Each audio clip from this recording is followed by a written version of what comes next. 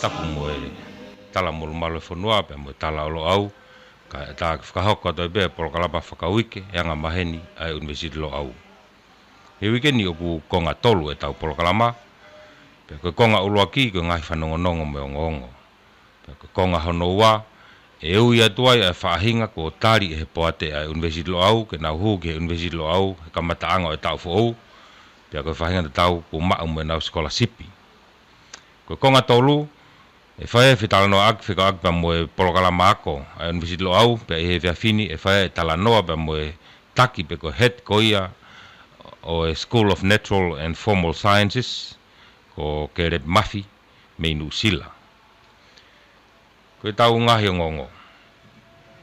O ku kei whanongononga toi pe ki atik mo tolu ko toi pe ka inga tonga o toi pe ke mo meai ko e university lo au ke tu la hoka be no whakawa e university lo au e ahono o Januari wa whetawha. Pea mehi aho fitu ai be o Januari ki ahongo fulo Januari wa whetawha ai pe e hoka tuai ki ha konferenisi ki whakailonga ia ki e kamatanga o university. Ka veinga e konferenisi ko ia ko ngahi tukutuku lau mea haa lo au he ahoni pe au kei ata atu ai be mo kei whakawha te pe ki nau tolok fie lau hanau pepa e konferenisi ko ia ke mo fetu taki mai ki a te au pe ko sosi o laftani ko fika telefoni laini a sosi o laftani ko e wafa valu fa hiva telefoni to o valu fa tolu ono tolu ta fitu pe ko emaili sa laftani @loau.university.edu.to pe ko se mistongia ki e telefoni fitu fitu fa hiva hiva wanima pe ko telefoni laini fatah fitu tolu pe ko email se mistongia nima@gmail.com ko e o ku kei ata be foke ngahi sekolah sipi university lo au ki he fahinga ko o fie ako mo oni manako ki he ako ke na tohi kore mai ki ngahi sekolah sipi pe hange pe ko na whakahauka te ngahi polokalama kimua o ku toi whakalolo atu ai ke ngata e kore hu pe mo e kore ki sekolah sipi ki tahaono ko ia o e mahinani ai pe ai ko ke KHU pe koe whakawhia tuhenga tiki nau tolu ko toa toko whange au tupu koe ni na e whake o nau ngahi mata i tohi whakailonga ko me he ngahi iako anga maalunga ange ai potunga ka pure anga o ku ata au bito e university lo au ke tiki mo tolu ata mo ngahi sekolah sipi e university lo au ke mo tohi kore mai ki ai o ka pau mo whie mau ka pau ka kia whainga mari ako ke lava atoa hoko atu e ako ka ke kei fie ako o ku ata university lo au ke hoko atu ai pe ko e ngai whanongonongo ia ka te ui atu he whainga mari e ko ni a ki nau tolu ko ia ko tari he university lo au ke nau hu ke he university lo au pe i he kamataanga koe tau fu au pe he taim te tau ko ki nau tolu ko toa koe te ui atu tari ke nau hu ki he university pe te oange pe mo nau sekolah sipi kakato ke ngai polokalama ako koe nau re sitai i he university lo au koe uloaki ko Salome Fetuani Lute Feiloaki Tau, Aisea Talakai, Naomi Tupe, Lucia Ngata, Lavinia Manoa, Sosefo Selui, Solomone Nikua Mau, Ofa Tui Pulotu Fotu, Pamumaire Tutanekai. Ko e whahinga ko ia, ko toko hongo fulu ia, ko tari, pia ko mau ko toa, mga hifie mau ko toa, ai university, na hifie mau metiki nau toluku na os whakakato mai, pia ko a tari he poate ke o atu na ngahi sekolah sipi ke na wako ai i he ngahi polokalama ako PA he ngahi malai ke kepe o whatau ki he nau malai ako ku nau whiri he tau fo ou ko ki motolua ko tari pia ko kakato mo ngahi whi mau ko ki nau tolu eni na e tohi mai ki he ngahi whainga maari ako ai university lo au pia pehe ke sekolah sipi ka guai e ngahi mea o ku toe ke whakakakato mai kadaki koe uloaki hufi fare tonga tua ofa re ota seklin lomu whakawhilani kai foto tupou kalala loto a niu fineula tui o netoa Tatiana tui pulotu tupou laise kefu whea moeata Siu Pouwalu, Elina Inu ki Haangana, Daniela Inu ki Haangana, Kiasi Prescott, Luisa Mahe, Mereoni Makaafi, Salome Pausini, Mona Taumoe Folau, Tapaita Lerenga, Lupe Eva Tausinga, Loseti Mahe, Fatui Langilangi, Sikuea Saamate, Eti Teu Mohenga, Sicilia Tausinga, Magereta Mahe, Elisapesi Vai Kaka, Jason Heimuri, Hengi Kafa, Susana Folau, Ikatonga Hingano, Konionia Mafireo, Lofen Pomana, William Fonua, Akanesi Vakapuna, Viriami Vakapuna, Lavinia Fifita, Mereana Kauvaka, Pirinita Haviri, Caroline Kofe, Taunga Kava, Tarita Tonga, Tevita Tuamoheloa, Karistiane Kaifoto, Sini Uhi, Mereseini Sifa, Ilai Vakalahi, Lucia Kaitapu, Maria Loto Aniu, Perinta Talakai, Sione Tokai, Laumanu Ohuafi, Sitareki Fifita, Pauline Tonga, Ofa Lafo Ou, Afa Filimoe Atu, Matamoana Tongia, Pauliasi Ilavalu, Soa Ireata Paaseka, Mapa Tau Malolo, Pouri Haviri, Fereti Yafu, Ana Seini Fatafehi Lawaki, Jonathan Haukoloa, Kakatisi Taulava, Karesita Longokava, Evelingi Lo Salupita, Valeriano Manu, Steveni Selui, Fada Silito Tupou, Lavelua Mary, Leonare Palahame, Sepiuta Taufa, Lupe Eva Tausinga, Michael Fetuu, Steven Selui, Starek Fifita, Sefo Pailate. Ko whahinga ko in ko uiatu, o ku osimau e nau tohi kore, pe guai e konga o te ke kakato. Guai whahingai ko te ke kakato mai e nau ngahi tohi whamoni ako, ka ko nau osiresi sita i he website ai lo au, ki he nau wheako e polokalama ai lo au, pe guai mo whahinga ai, o ku nau osimau e nau ngahi tohi whamoni ako, ka ku toe ke whakakato e nau resi sita, i he website ko ia e University lo au ke hoko ko me mipa ai, pe o guai e koreatu ka te mo tolu ko ia, ke whakakakato ange mua, aha o mo ngahi whie mau ko ia, ki he whahinga koe te ke o mai e nau ngahi tohi whakamoni ako, ke whetutaki mai pe o whakahu mai ka te au, pe ko ho e-maili, whahu ke website pe alo au, pe ko e-maili mai ki he ka te au, pe ko so siwa laftani ki he e-maili ko ia, na e whakahoko atu i olunga, pe koe whahinga kon te ui atu, koe whahinga ia ko tari, ke nau hoko atu e nau polokalama ako mo University lo au, ke nau matai tohi, Master of Arts, i he University lo au, i he kamatanga koe tau fo'ou. Ko laki ko ofa Vatikani, Ilaisa Lin Mei Lafitani, to taha ko ni mei Australia ia, Ilfereti Tovo, Tonga pe moia, Ket Lopen Tan, ko to taha murien mei Hawaii, pe mo so se Holani mei New Zealand. Ko whahinga ko toko ni maia, po tari e University lo au, ke nau kau atu ki he ako polokalama master a University lo au, i he kamatanga tau fo'ou, pea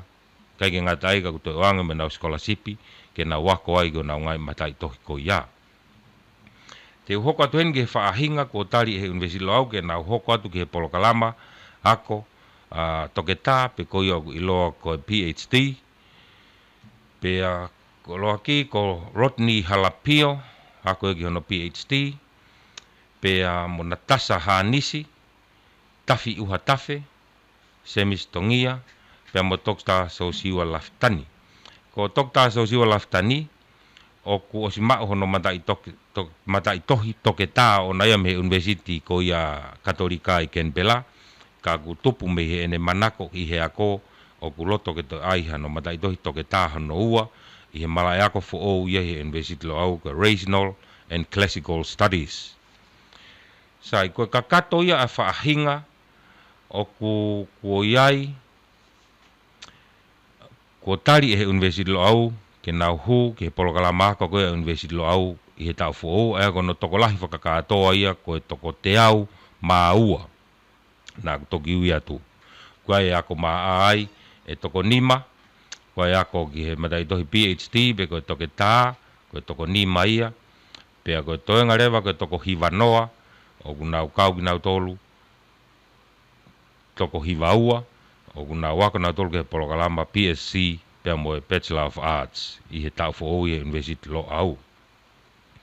O ato e hangepe koe na e whai ato e lawe kia nai e he konga whakaose Polokalama e whai whinga ki Nusila ke whahawhi po talanoa aki pea mo ke repi seuri mafi koe ke sola e tangata koe niki he tonga kotoa be ke repi whuk na hako ia koe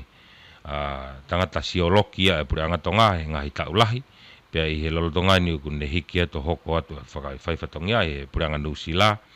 pea ko ke repi ko ia ku heti i he tawhaki ko ia pe koe School of Natural Science, Natural and Formal Sciences i he University lo au. Ko kore mua ki he o taha whai Polokalama koe ni ke ne tuku mai mua tau ki whasi, tau toki hoko atu. Malo.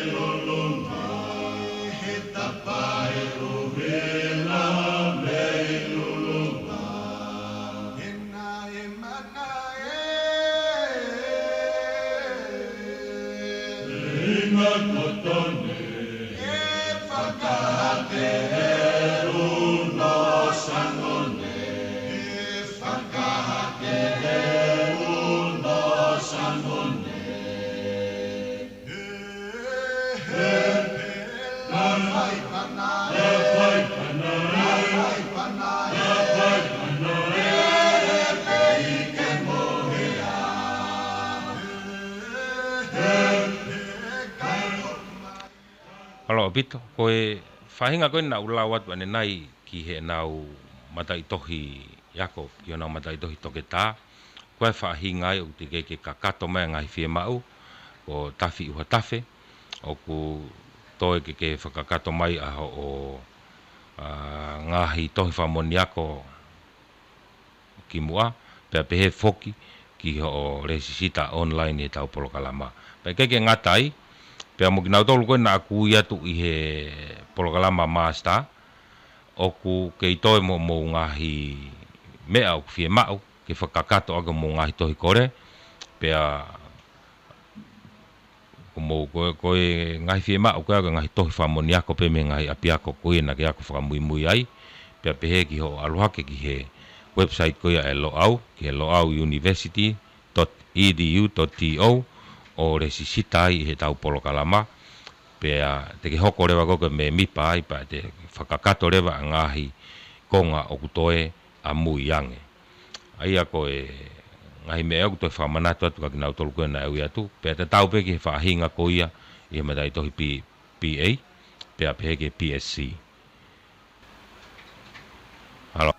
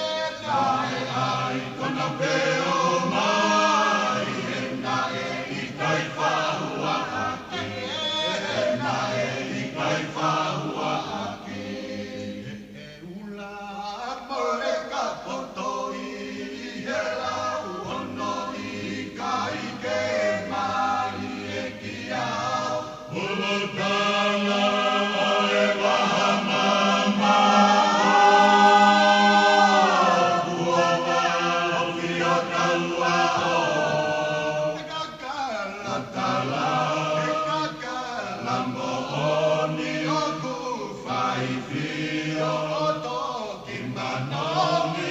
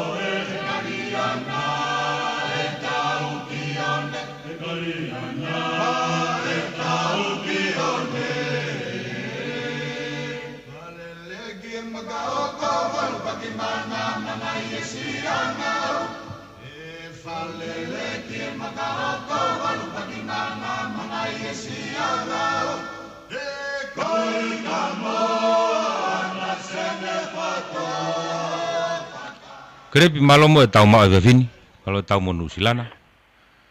Iya, mai tau lawa. Fia lah e programa e University lo au, e vini ke tal le rei koe. I he e tau programa e ahoni. Pea hange pe ko lave I fo pe he ngahi programa ko ni University hange ko ke hanga toka ngai ta fa ko School of Natural and Formal Sciences o koe ko lahi ne ua ku asmai ngari e whakahoko I he kamataanga o e tau fo ou. Ko si ulaki ko e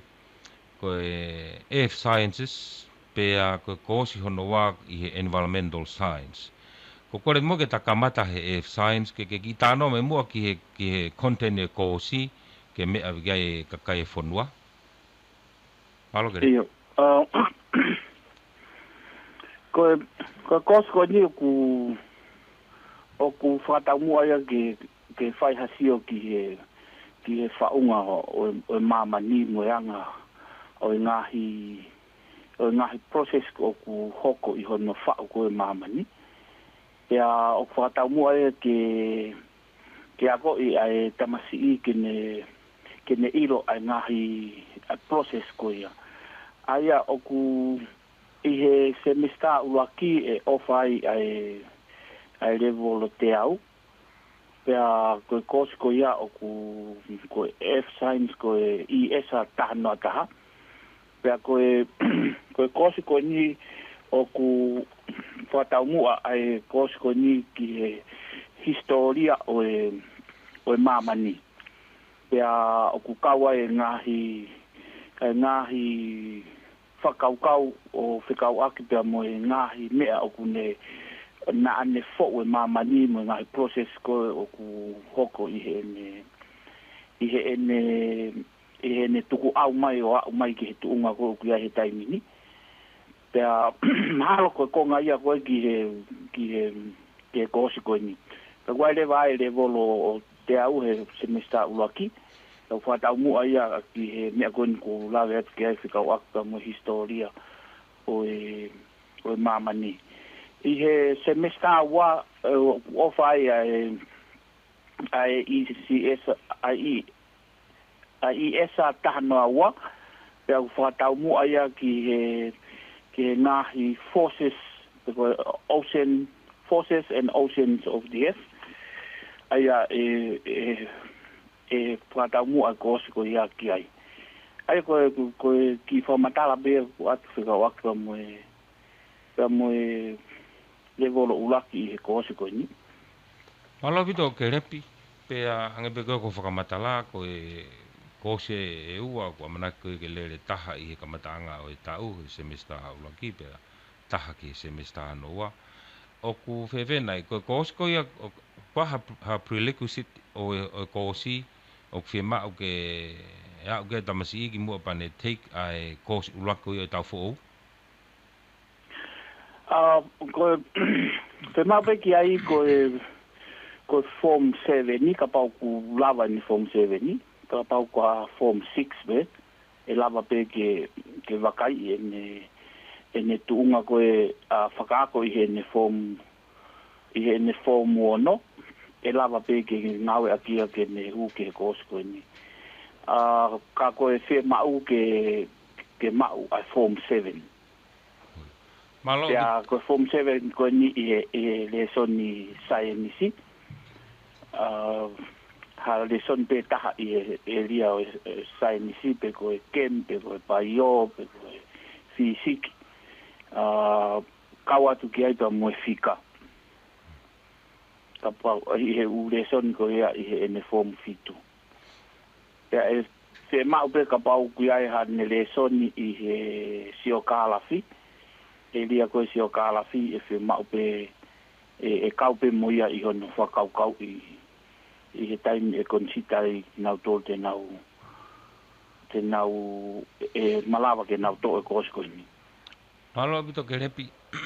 ai pe ko ke lave i fo ko e taha e ane ia he ta faaki o saini si o ku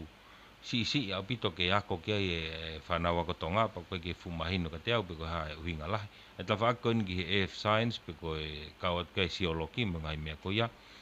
ka ko whakawhiawhia bito hono lava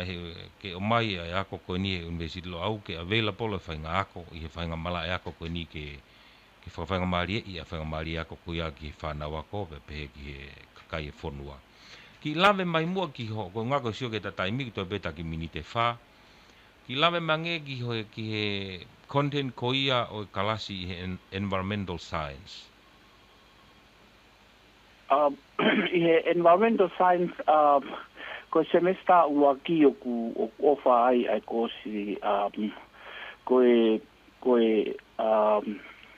tahanoa taha pe moia ka ko ENV ya for no pe ko environmental science aya semester waki wa environment and society aya oku fatamu ai mi ke sio ki he atakai en felave i pe mo tau society pe oku sio le vai ki he critical analysis and relationship between people and the environment because sio ki anga fikau aki a kakai mo anga e nau ngau o whahoko ki he atakai pe mo hae ngahi nunua mo ngahi lelei o ngahi nea o ku hoko i he ngau e ko ia aia ko kosi ia he uak semester pe i he semester whatever o ku